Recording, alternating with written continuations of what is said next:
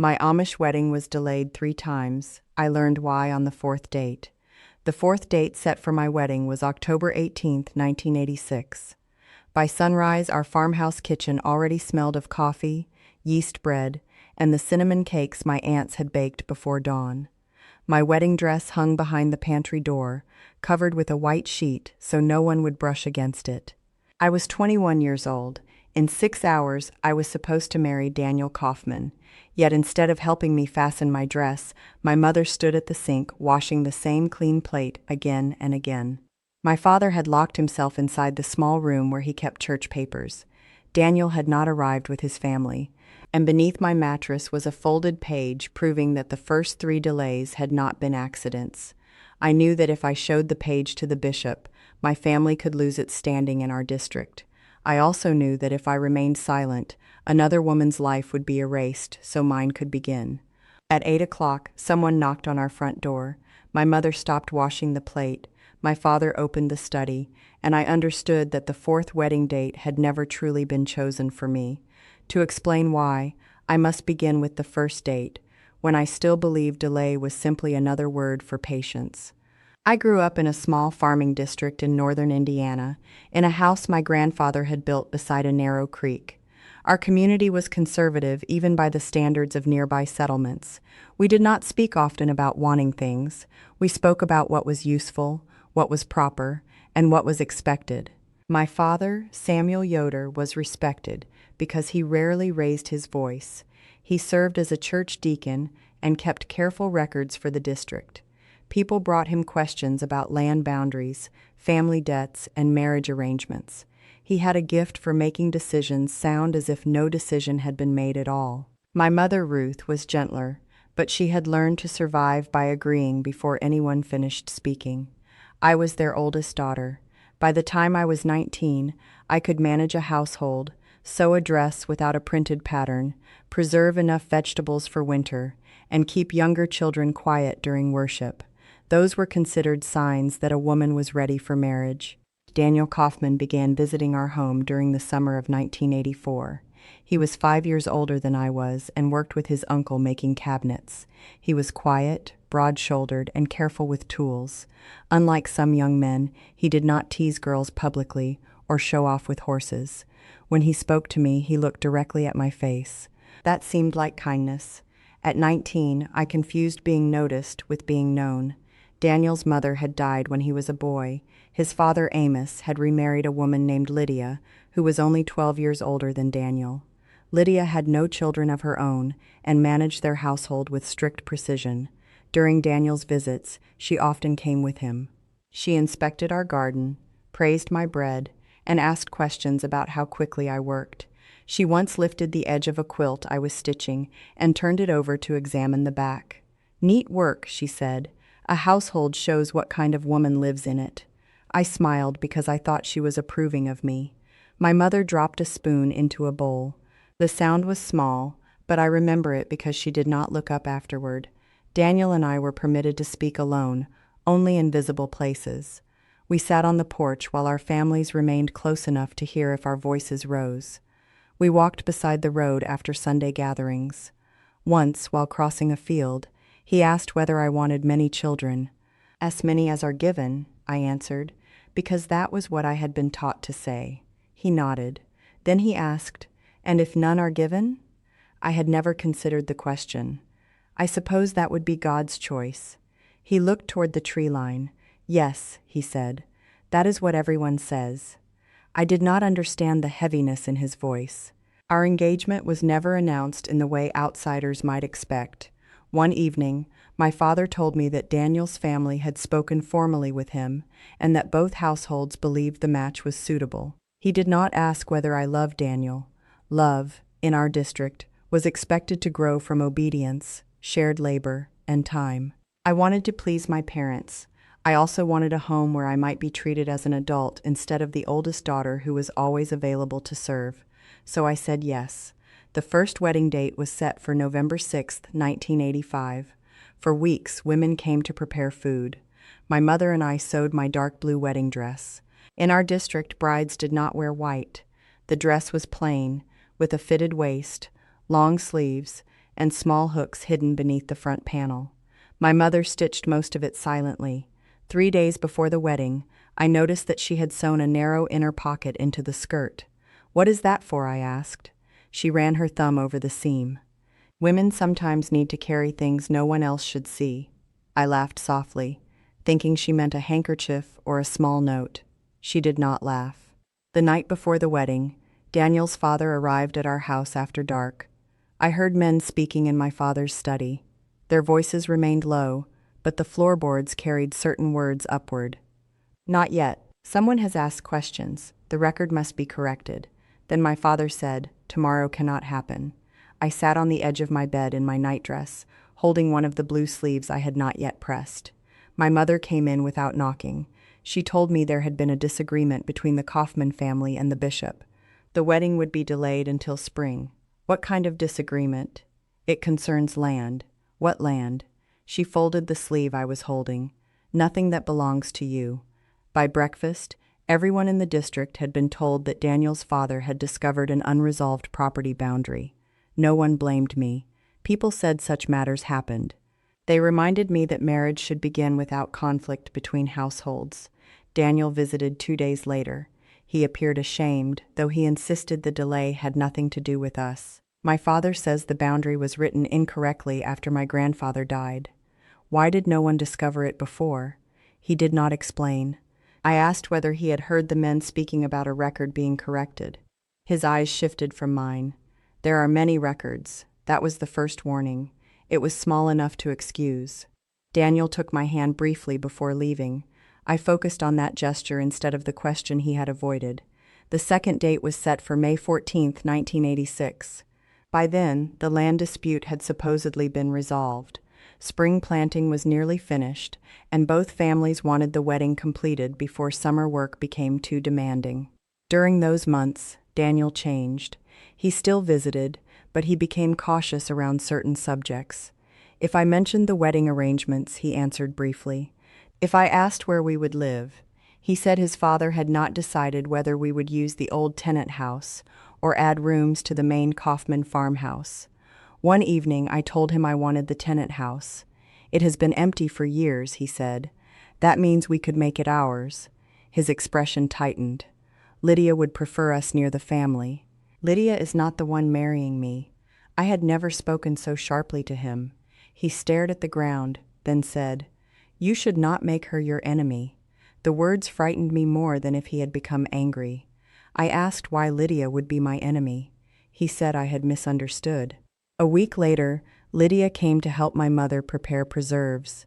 She brought a small wooden sewing box as a wedding gift. It was made from walnut and lined with faded green cloth. When I thanked her, she said, "It belonged to Daniel's first intended." The kitchen became still. I thought I had misheard her. His first intended? Lydia's mouth barely moved. A childhood understanding. Nothing formal.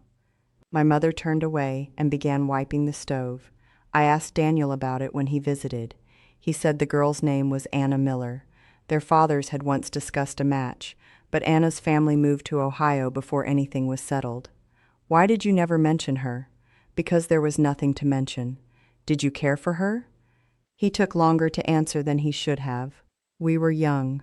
That sentence could mean almost anything. I wanted to ask whether Anna had used the sewing box. I wanted to ask why Lydia had kept it. Instead, I told myself that every family had stories from before an engagement. 2 days before the second wedding date, the bishop came to our house. Bishop Eli Byler was a heavy man with pale eyebrows and a voice that became softer when he was displeased. He sat with my father in the front room while my mother and I waited in the kitchen. After nearly an hour, my father called me inside. The bishop said the marriage could not proceed that week because questions had arisen concerning Daniel's church standing. What questions? He folded his hands over his stomach. Daniel has not confessed fully to a youthful disobedience. Daniel had been baptized at 18. Serious hidden disobedience could prevent marriage until the matter was addressed. I asked what he had done. That is between Daniel and the ministry. How can it be only between them if it delays my wedding? My father's face changed, not with anger, with warning. The bishop said, A wife must learn that she is not entitled to every matter concerning her husband. I was not yet his wife, but I lowered my eyes. The wedding was postponed until late summer. This time, people whispered. Some believed Daniel had attended forbidden gatherings during his youth. Others said he had been seen using a telephone without permission. One woman told my aunt that Daniel might have spent time among the English before returning to the church. None of those explanations matched the fear I saw in my mother. I went to Daniel's workshop without permission. The smell of cut oak filled the building. Dust floated in the sunlight near the open door. Daniel was sanding a cabinet panel when I entered. "What did you do?" I asked. He stopped working. I told him I could endure embarrassment, but not ignorance. He wiped his hands slowly. "There was a promise made before you." "To Anna?" He looked toward the back room. "Yes." "What promise?" "I cannot explain it yet." "Did you promise to marry her?" His jaw tightened. "It was more complicated." I asked whether he still loved her. "No." The answer came quickly, too quickly. "Then why can you not tell me?" "Because it does not concern only me." He stepped closer and lowered his voice. "Miriam, let this be settled by the men who understand it." That was the first time I felt something being removed from me, not the wedding, the right to understand my own future. I left the workshop without saying goodbye. The third date was set for August 27th. Only 7 weeks remained. My father became impatient with my questions. He said repeated postponements had already damaged both families' reputations. He reminded me that Daniel had remained committed despite the shame. Committed was the word everyone used. No one asked whether commitment without truth was a virtue. 3 weeks before the wedding, I found my mother burning papers behind the wash-house. The afternoon was hot, and the air smelled of soap, smoke, and damp grass. She stood over a small metal basin, feeding pages into the flame one at a time. When she saw me, she stepped in front of it. "What are those?" "Old household accounts. My father never allowed accounts to be destroyed." I reached around her with a stick and pulled one half-burned page from the basin. The edges glowed orange. I stamped it into the dirt. Only a few lines remained legible. A name, Anna Miller, a date from 1983, and beneath it the words "child" placed. My mother grabbed the page. I held on. "What child?" Her face lost its color. "It is not your concern. Everyone keeps saying that." She looked toward the house, then lowered her voice. "Some truths only destroy the person who learns them." I asked whether Anna had a child with Daniel. My mother closed her eyes. That was answer enough. She pulled the page from my hand and returned it to the fire. I watched Anna's name curl into black ash. That evening, I confronted Daniel beside the barn. He did not deny that Anna had given birth. He said the child had not survived. "Was it yours?" He looked at me, then past me. "Anna said it was. Did you believe her?" I did not know what to believe. He told me Anna had left the district while pregnant. Her family had gone to Ohio to avoid disgrace. According to him, she gave birth early, and the baby died after 2 days. "Why was your name on a church record?" "Because our families had discussed marriage." That does not explain the words "child" placed. He became pale. "Where did you see that?" I told him about the burned page. He asked whether I had shown it to anyone. That was when I understood he feared the evidence more than he feared losing me. I walked away. He followed and caught my arm, not violently, but firmly enough that I stopped. "Miriam, listen to me." Anna was troubled. She told different stories. My father believed marriage would prevent scandal, but then her family left. There was nothing I could do. You could tell me the whole truth. "I am trying to protect you." "From what?" He released my arm. "From entering a matter that has already ruined one woman." For 2 nights I barely slept. I considered asking the bishop, but he had already shown me that he believed a future wife should remain uninformed. I considered writing to Anna, but I did not know where in Ohio she lived. I finally went to my mother's younger sister, Clara, who lived 3 miles away. Aunt Clara had always seemed less afraid of silence than my mother. Her husband had died in a farm accident, leaving her with 2 sons. Widowhood gave her a small freedom other women did not possess, because no husband stood over her decisions. When I told her what I had found, she listened without interrupting. Then she locked the kitchen door. Anna's child did not die, she said. The room seemed to tilt. She explained that Anna had given birth to a girl at a midwife's house outside the district. Daniel's father and Bishop Byler arranged for the baby to be placed with another family. Anna had been told she could remain in the church only if she denied Daniel was the father and surrendered the child. Where is the girl now? I do not know. Does Daniel know she lived? Aunt Clara looked at me with pity. Yes, the midpoint of my life arrived in that kitchen. Until then, I believed Daniel was trapped inside a secret created by older men. Now I understood that he had participated in preserving it. He had allowed me to prepare for marriage twice, while knowing he had a living daughter somewhere. Aunt Clara showed me a letter Anna had sent my mother in 1984.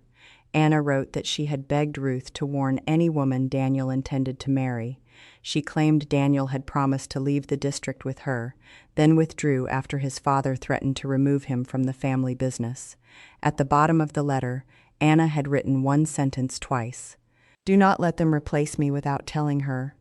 My aunt said my mother had hidden the letter, but my father discovered it. He ordered her to surrender every page Anna had sent. Why did you keep this one? Because your mother brought it to me before she lost her courage. I wanted to be furious with my mother. Instead, I remembered her sewing the hidden pocket into my wedding dress. Women sometimes need to carry things no one else should see. The pocket had not been an ordinary sewing detail. It had been the closest thing to a warning she believed she could give me. I returned home and asked her directly why she had not stopped the engagement. She stood beside the pantry, twisting the corner of her apron. She said my father believed marrying Daniel would bind the two families together and prevent Anna's story from resurfacing. Daniel's father had offered us favorable use of a pasture my father needed for dairy cattle. Bishop Byler supported the marriage because it would demonstrate that Daniel had been restored to good standing. I felt sick, so I am part of an agreement. No, she whispered. What else would you call it? She began crying without sound. She told me the first wedding had been delayed because Anna sent another letter threatening to return. The second had been delayed because one of the ministers refused to approve the marriage, while Daniel's daughter remained unacknowledged. What about the third? My mother looked toward the stairs. I do not know yet. The answer came 4 days before the ceremony. A messenger arrived from Ohio, carrying a letter for Bishop Byler. By evening, my father and Daniel's father were both summoned to the bishop's home. The next morning, my father told us that the wedding would be postponed again. He said Daniel had become ill. Daniel was not ill. I saw him that afternoon unloading lumber. I walked directly into the Kaufman yard. Lydia tried to stop me, but I went past her. Daniel stood beside the wagon. Tell me why, I said. He looked exhausted. Anna is coming back. The third delay happened because Anna had informed the bishop that she would return with proof that her daughter was alive. Why would that delay our wedding if everyone knows already? Everyone does not know. Everyone who controls my life knows. He flinched. I asked what proof Anna carried. Daniel said she had a copy of the original placement paper. The document named Daniel as the father and stated that the child was placed temporarily with a family named Hochstetler. Temporarily. Yet no effort had been made to return her. Daniel said his father feared Anna would accuse them publicly during the wedding gathering. What do you fear? I asked. He did not answer. Do you fear losing me or being exposed? He looked down at the lumber. That silence ended something in me. The third wedding date passed without celebration. People were told Daniel had suffered a weakness of the lungs. I was expected to remain inside so no one would ask questions. 2 weeks later, the fourth date was set, October 18th. This time, no announcement was made until 10 days beforehand. My father said secrecy would prevent gossip. Bishop Byler declared that the unresolved matter had been settled. Anna, he claimed, had agreed not to return. I asked what had changed her mind. My father said money had been provided for her care. The words made my skin cold. Was she paid to stay away? She was assisted. And the child? He closed the account book in front of him. There is no child involved in your marriage. 6 days remained. I went to Aunt Clara, but she had received no new letter. We considered traveling to Ohio, yet neither of us knew Anna's exact address. Leaving without permission would alert my father before we found anything. 5 days remained. Daniel came to our house alone. He said he wanted to begin again with honesty. We sat beneath the bare maple tree near the creek.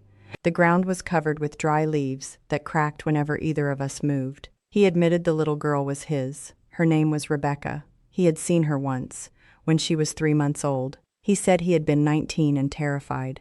His father told him that acknowledging the child would disgrace the family, damage the business, and possibly divide the church. I believed I could repair my life later, he said. By marrying me, by becoming better. He claimed he regretted abandoning Anna. He said he wanted to find Rebecca after we married and quietly provide for her. That was my moment of hope. I imagined a version of Daniel who had been weak but could still become honest. I imagined helping him locate the child. I imagined that perhaps our marriage could begin with truth instead of concealment. I asked him to postpone the wedding himself and publicly acknowledge Rebecca first. His expression hardened. We cannot delay again. Then tell the bishop you will not marry until your daughter is found. My father would remove me from the business. So you still want both things, your inheritance and my forgiveness. He said I did not understand what he would lose. I answered, you understand exactly what I am being asked to lose. 4 days remained. My mother began altering my wedding dress because I had lost weight. As she pinned the waist, she whispered that I should not challenge my father before the ceremony. Afterward, Daniel may listen to you. Why would he listen after I have surrendered the only choice I still possess? Her hand stopped. She had no answer. 3 days remained. A young woman named Sarah Hochstetler appeared at Aunt Clara's house. She was 28 and lived in a district nearly 40 miles away. Her parents had raised Rebecca for the first 2 years. Sarah carried a folded document inside a brown envelope. She said Anna had asked her to deliver it if she could not come herself. Why can she not come? Sarah's mouth tightened. Because your bishop and Daniel's father went to Ohio. They had not assisted Anna. They had threatened her. Anna had remarried outside the Amish church and had 2 younger children. Daniel's father warned that if she returned publicly, people would accuse her of dishonesty and attempt to reveal her past to her husband's family. Bishop Byler told her that reopening the matter would harm Rebecca. What happened to Rebecca? I asked. Sarah explained that the little girl had been moved from the Hochstetler household after Anna tried to reclaim her. The placement was changed from temporary to permanent, without Anna's agreement. Rebecca was now living with a childless couple in Pennsylvania. Daniel's father knew the address. The envelope contained a copy of the original placement document and a letter from Anna. The paper named Daniel as the acknowledged father. It also carried my father's signature as district witness. My father had not merely known, he had helped make the child disappear before Daniel ever began visiting me. That was the deepest betrayal. My father had watched me sew my wedding dress while protecting an agreement that erased another woman and her daughter. 2 days remained. I confronted him in the study. The room smelled of lamp oil and old paper. Shelves covered every wall, filled with records he treated as sacred. I placed the document on his desk. He read it without touching it. Where did you get this? Does it matter? It matters greatly. Did you sign it? He said the placement had been necessary to prevent greater harm. Anna was unmarried, Daniel was young, and the church wanted to protect the child from scandal. Protect her by taking away her name? The child received a stable home. Did Anna agree? He looked toward the window. I asked why he wanted me to marry Daniel. He spoke more honestly than I expected. Because if Daniel married a respected deacon's daughter, the old accusations would lose power. My marriage would become evidence that Daniel was trusted. Our family connection would also ensure that neither household exposed the other. So that is why there were 4 dates. He corrected me. There were 4 dates because certain people refused to leave the past buried. I looked at the shelves around us. My father had built his authority from records, signatures, and rules. Yet he believed truth became dangerous only when someone outside his control possessed a copy. I took the document. He ordered me to return it. For the first time in my life, I refused him without lowering my voice. 1 day remained. My mother and I finished the wedding dress. Neither of us spoke until she reached the hidden pocket. Then she placed her hand over it. I hoped you would never need this. I folded the placement paper and Anna's letter together. I put them inside the pocket. My mother fastened the seam with 3 small stitches. That night, she told me something she had hidden even from Aunt Clara. Before the first wedding date, Anna had come to our farm. My mother met her near the creek after dark. Anna begged her to help stop the marriage. She said she did not want Daniel back. She only wanted him to acknowledge Rebecca and tell his future wife the truth. My mother promised she would speak, but when she told my father, he warned that resisting the marriage would damage my younger brother's futures and divide our household from the church. She became afraid. I chose peace in my home, she said. No, I answered quietly. You chose silence, she nodded. Yes, I understood her fear. I did not forgive the choice. The morning of October 18 arrived. By 7 o'clock, wagons began appearing along the road. Because the 4th date had been announced late, fewer guests attended than originally planned, but enough came to fill the house and yard. Daniel's family was expected at 8. At 10 minutes past 8, they had not arrived. At 20 minutes past 8, Bishop Byler came through our front door. That was the knock I heard while standing in the kitchen. My mother stopped washing the plate. My father stepped from his study. The bishop asked to speak with them privately. I followed. He objected, but I remained in the room. Daniel had left his family's house before dawn. No one knew where he had gone. For one brief moment, I wondered whether he had chosen courage. Perhaps he had gone to find Rebecca. Perhaps he planned to return with the truth and stand beside me publicly. Then Daniel entered through the back door. Mud covered his boots. His face was pale. He had not gone to Pennsylvania. He had gone to Aunt Clara's house looking for the document. Sarah had already left, but Daniel searched the kitchen and threatened my aunt with church discipline for interfering. The last fragment of hope disappeared. He came toward me. Miriam, give me the paper. Not, are you frightened? Not, can you forgive me? Only the paper. I was already wearing the blue wedding dress. Guests waited beyond the closed door. I could hear benches scraping against the floor and children being hushed. Bishop Byler said we could still proceed if I surrendered the document and promised not to speak about the matter. My father added that too many people had sacrificed too much for me to destroy the day. For me? I asked. No one answered. Daniel lowered his voice. Once we are married, we will settle this privately. I reached into the hidden pocket. For a second, my mother closed her eyes. I removed the folded pages. Daniel held out his hand. Instead of giving them to him, I opened the front room door. The conversation among the guests stopped. I walked into the room and stood where the marriage service was supposed to take place. My legs trembled beneath the dress, but my voice did not. I told them the wedding had been delayed 3 times. The first time, because Anna threatened to expose what had happened to her. The second time, because a minister questioned whether Daniel could marry while hiding a living child. The third time, because Anna planned to return with proof. And the 4th date had been chosen only after Daniel's father and our bishop believed they had frightened her into permanent silence. I read Rebecca's name aloud. Then I read Daniel's. Then my father's. No one moved. Daniel told the guests the document was private church business. I answered that my marriage had been made part of that business without my consent. Bishop Byler ordered me to stop. I looked at my mother. She was crying, but she gave one small nod. I finished reading Anna's letter. The wedding did not happen. By noon, most guests had left without eating. My father told me I had humiliated both families. Bishop Byler said I would need to confess pride, rebellion, and public disorder before returning to full fellowship. Daniel asked me one final time to reconsider. He said we could marry quietly after the scandal settled. I asked whether he would publicly acknowledge Rebecca. He said such a decision required agreement from his father and the ministry. That was his answer. I removed my wedding covering and placed it on the table between us. Then I walked out of the house in the dress my mother and I had sewn for 4 different dates. The immediate consequences were severe. For several months, many people refused to speak to me. My father would not allow me at the family table. I slept at Aunt Clara's house and worked sewing clothes for nearby families who were willing to pay me. The church never formally shunned me. perhaps because doing so would have drawn more attention to the document. Instead, they treated me as someone spiritually dangerous. Daniel married another woman 2 years later, in a district farther west. I was told she knew nothing about Rebecca. I wrote to her once. I never received a reply. Anna and I exchanged letters for nearly a decade. She eventually found Rebecca after the girl became an adult.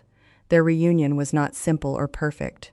Rebecca loved the parents who raised her and felt uncertain toward the mother who had been kept away. But she learned her original name. She learned that Anna had not abandoned her willingly. Daniel met Rebecca only once, many years later. According to Anna, he apologized privately but refused to correct the church record publicly. Even then, reputation mattered more to him than repair. My relationship with my father never recovered. Before his death, he told me he had acted according to the responsibilities of his office. He believed preventing division was more important than revealing a truth that could destroy several households. I told him division had already existed. He had simply forced women and children to carry it quietly. My mother left the district after he died and lived with me for her final 6 years. We spoke often about fear, though rarely about forgiveness. She once asked whether I hated her for failing to warn me. I told her I had spent years wishing she had been braver. Then I said I had also spent years understanding how carefully everyone around her had trained bravery out of her. Understanding was not the same as excusing, but it allowed us to sit together without pretending. I am 71 now. People sometimes ask whether I regret refusing the 4th wedding date. I regret many things. I regret that Anna had to fight for decades to prove she had not willingly abandoned her child. I regret that Rebecca grew up believing her first mother had chosen silence. I regret that my mother thought obedience was the only protection she could offer me. I even regret that Daniel never became the man he briefly claimed he wanted to be. But I do not regret walking away. For years, I believed my wedding had been delayed by land disputes, youthful mistakes, illness, and bad timing. In truth, each delay happened because the lie was not yet secure enough. The 4th date was the day they expected me to complete it. Instead, it became the day the hidden record was read aloud. I kept the blue wedding dress. Not because I mourned the marriage. Inside its skirt, the small pocket remained, with 3 uneven stitches where my mother had once hidden the truth against my body. Those stitches have never been removed.